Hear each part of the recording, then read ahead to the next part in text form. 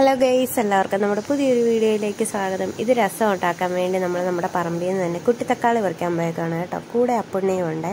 അങ്ങനെ അപ്പുണ്ണിയും ഞാനും കൂടിയാണ് കേട്ടോ തക്കാളി പറിക്കാൻ പോയേക്കുന്നത്. ഇലയൊക്കെ എടുത്ത് വായിക്കാത്തൊക്കെ കടിച്ചു വെച്ചോണ്ടൊക്കെ ഒരാളിവിടെ ഇരുന്ന് തക്കാളി പറിക്കുവാണ്. ഞാൻ അവനെ അറിയാതെ വീഡിയോ എടുത്തതാണ്. അത് കഴിഞ്ഞപ്പോൾ പുള്ളിക്കാരന് മനസ്സിലായി കേട്ടോ. അപ്പോൾ ഒരു ഇൻട്രോ ഒക്കെ പറയുന്നുണ്ട് ആശാൻ. സ്വാഗതം. ഞാനും മാമിയും തക്കാളി പറിക്കാൻ വന്നിരിക്കുകയാണ്.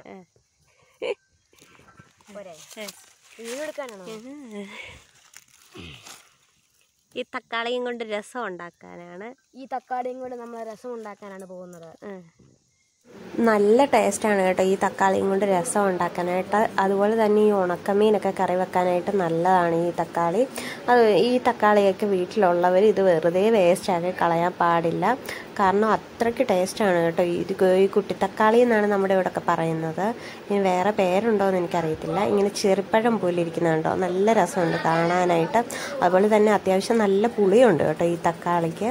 വളരെ നല്ലതാണ് ഇത് രസം ഉണ്ടാക്കാനായിട്ട്. അപ്പം അമ്മയുടെ സ്പെഷ്യൽ റെസിപ്പി രസത്തിൻ്റെ എല്ലാവർക്കും കാണിച്ചു തരാവേ. അപ്പോൾ വീട്ടിലോട്ട് പോകാം നമുക്ക്.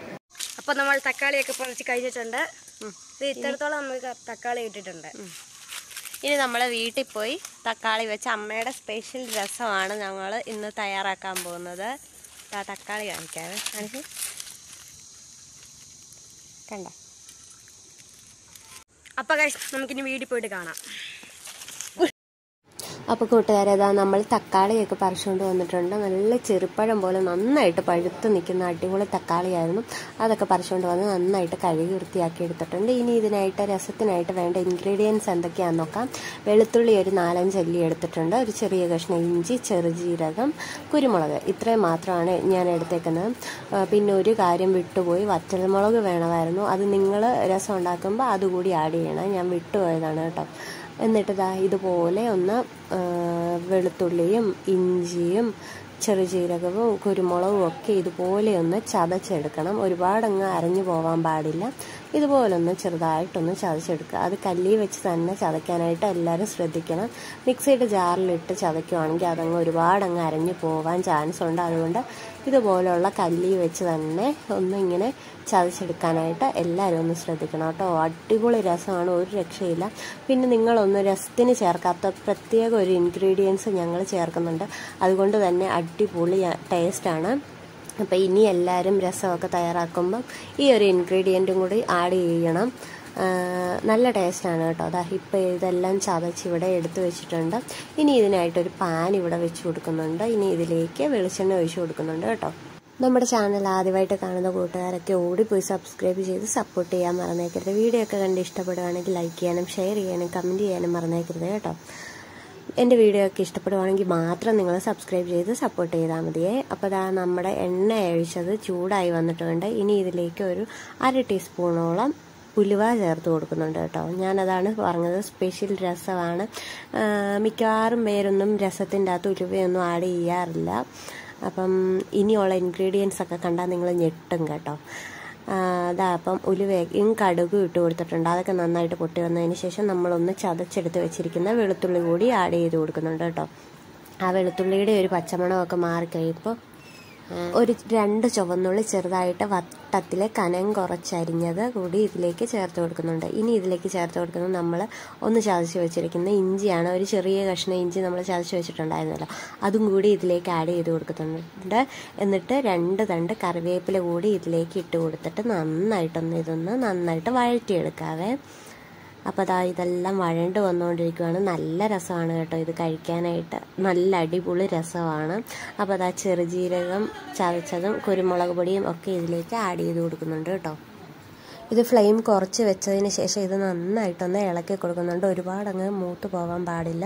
ഇനി നമ്മൾ പറിച്ച് കഴുകി എടുത്ത് വെച്ചിരിക്കുന്ന നല്ല സുന്ദരി തക്കാളി ഇതിലേക്ക് ആഡ് ചെയ്ത് കൊടുക്കുന്നുണ്ട് കേട്ടോ. കുട്ടിത്തക്കാളിയാണ്. അപ്പോൾ കുട്ടിത്തക്കാളി ഇങ്ങനെ ആഡ് ചെയ്ത് കൊടുക്കുന്നുണ്ട്. ഇതിൻ്റെ ചെടി ഞാൻ കാണിച്ചു തന്ന പോലെ തന്നെ പടർന്ന് കിടക്കുന്ന നിലത്തൂടി ഇങ്ങനെ പടർന്ന് കിടന്നിട്ട് ഒരുപാട് മുട്ടിന് തക്കാളിപ്പഴമാണ് കേട്ടോ.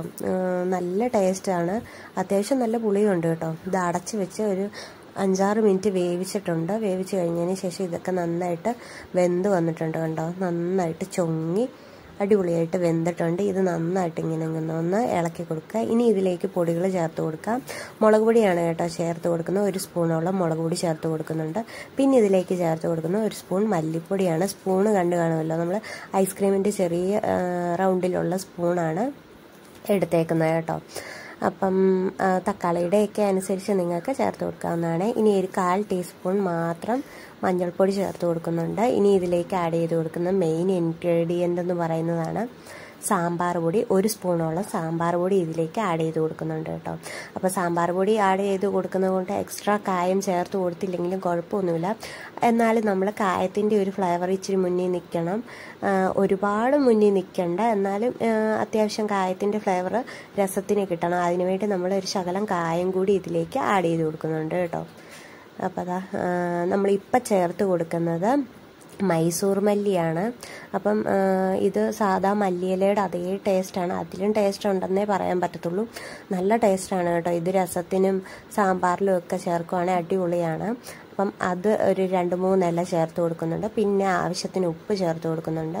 പിന്നെ ഇതിലേക്ക് ഞാൻ ചേർത്ത് കൊടുക്കുന്നത് ചൂടുവെള്ളമാണ് കേട്ടോ. ചൂടുവെള്ളം ഇതുപോലെ ചേർത്ത് കൊടുക്കുന്നുണ്ട്. ഒരു കാരണവശാലും രസം തയ്യാറാക്കുമ്പോൾ നമ്മൾ തണുത്ത വെള്ളം ഒഴിച്ചു കൊടുക്കാനായിട്ട് പാടില്ല.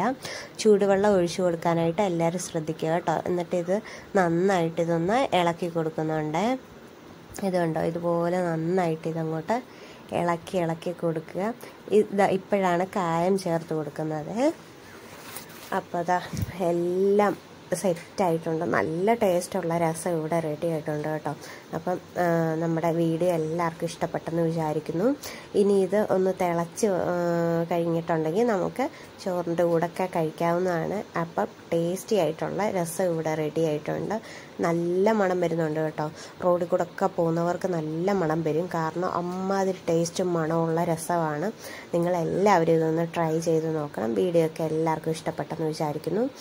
ഇതൊരു വെറൈറ്റി രസമാണ്. കാരണം എന്താണെന്ന് വെച്ചാൽ സാമ്പാർ പൊടിയൊന്നും അങ്ങനെ രസത്തിൽ ആഡ് ചെയ്യുന്നത് ഞാൻ കഴിച്ചിട്ടില്ലായിരുന്നു. കല്യാണത്തിന് ശേഷമാണ് കേട്ടോ ഇങ്ങനത്തെ ഒരു രസം ഞാൻ കഴിക്കുന്നത്.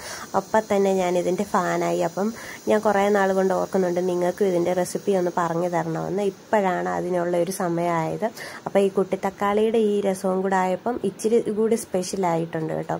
അപ്പോൾ ഇന്നത്തെ ഊണിന് ഇതൊക്കെയായിരുന്നു കറികൾ. രസം ഉണ്ടായിരുന്നു, മോരുണ്ടായിരുന്നു, മീൻ വറുത്തത്, ബീറ്റ്റൂട്ട് തോരൻ, ഉരുളക്കിഴങ്ങ് മെഴുക്കുവരട്ടി. ഇതിൽ എൻ്റെ ഫേവറേറ്റ് ആണ് ഉരുളക്കിഴങ്ങ് മെഴുക്കുവരട്ടി. ഈ രസമാണ് കേട്ടോ എൻ്റെ ഫേവറേറ്റ് എന്ന് പറയുന്നത്. അപ്പോൾ എല്ലാം കൂട്ടി നന്നായിട്ട് വയറ് നിറച്ച് ചോറ് കഴിച്ചിട്ടുണ്ട്. എല്ലാവർക്കും വീഡിയോ ഇഷ്ടപ്പെട്ടെന്ന് വിചാരിക്കുന്നു. എല്ലാവരും ഇങ്ങനെയൊന്ന് രസം തയ്യാറാക്കി നോക്കിയിട്ട് കമൻറ്റ് ചെയ്യാൻ മറക്കരുത്. അടുത്ത വീഡിയോയുമായിട്ട് വരുന്നവരെ ടാറ്റ ബൈ.